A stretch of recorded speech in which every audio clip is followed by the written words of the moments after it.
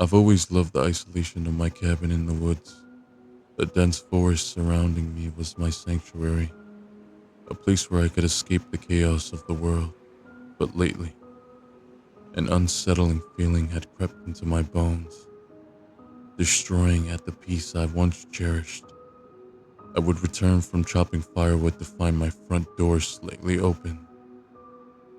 Though I was sure I had locked it, my tools seemed to move on their own.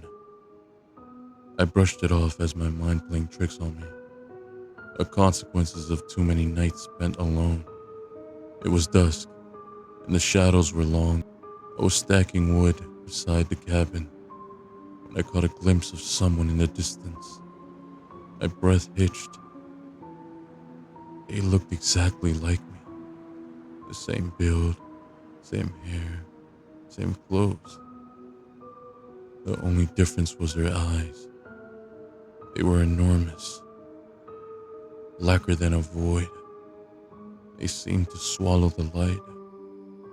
I stood frozen, my heart pounding in my chest as they vanished into the trees. I wanted to believe it as a figment of my imagination, a trick of the falling light, but something in my gut told me otherwise. That night, every creak of the cabin, every rustle outside had my nerves on edge. The first night, there was tapping on my window, soft at first, like a gentle pattern of rain. I lay in bed clutching the blankets to my chest, too terrified to move. The tapping grew frantic, and then came the whispers, "Let me in," they said. Their voice was distorted, an echo of my own. I squeezed my eyes shut, praying she would go away. Eventually, the tapping stopped, but the fear lingered. The next day, I ventured into town, gathering supplies, hoping the trip would ease my mind. But as I walked through the small grocery store, I felt eyes on me. Turning sharply, I saw them again, standing at the end of the aisle. Those dreadful eyes locked into mine. I blinked, and they were gone. My heart raced as I hurried through my shopping, eager to return to the safety of my cabin. The following night was worse. She banged on my door, rattling its hinges. "Let me in," she screamed, her voice twisted and inhumane. The following night was worse. They banged on my door. I sat on the floor, back against the door, clutching a kitchen knife. Their pounding was relentless, shaking the very walls of the cabin. I thought the door would give in, but eventually the noise ceased, leaving me trembling and exhausted. The days blurred into one another, each more terrifying than the other. I saw them everywhere, in the reflection of the windows, in the shadow of the trees. She was watching. They were watching, always waiting. The isolation I once cherished became my prison. One evening, as I sat by the fireplace to lose myself in a book, the power went out. The cabin was plunged into darkness. I fumbled for a flashlight, the beam cutting through the blackness.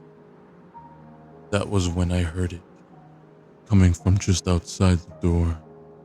I itched closer, heart pounding. The growling grew louder, more menacing. I raised the flashlight hand. My hand was shaking and peered through the peephole. They were there, their face contorted with rage, eyes blazing with an unnatural light. They slammed their fist against the door, the wood splintering under the force. Desperation took over. I had to get out. I grabbed my keys and darted for the back door, bursting into the night. I didn't dare look back, but I could feel their presence, hot on my heels. I ran until my legs gave out, collapsing by a stream, gasping for air. The moon cast an eerie glow, illuminating the monstrous figure standing at the edge of the trees. They grinned, a twisted, malevolent smile. "You can't escape," they hissed. "I am you." The truth hit me like a sledgehammer. They weren't just stalking me, they were trying to replace me. And now, they had taken my place in my home, my life. As I laid there paralyzed by fear, they turned and walked back towards the cabin, leaving me alone in the dark. I knew I couldn't go back. The life I once knew was over, consumed by a doppelganger with haunting eyes. And so I wandered the forest, a ghost of my former self, always looking over my shoulder, knowing they were out there, waiting. The creature that had stolen my life, and in the silence of the woods, I could still hear their whisper, a chilling reminder that I am never truly alone.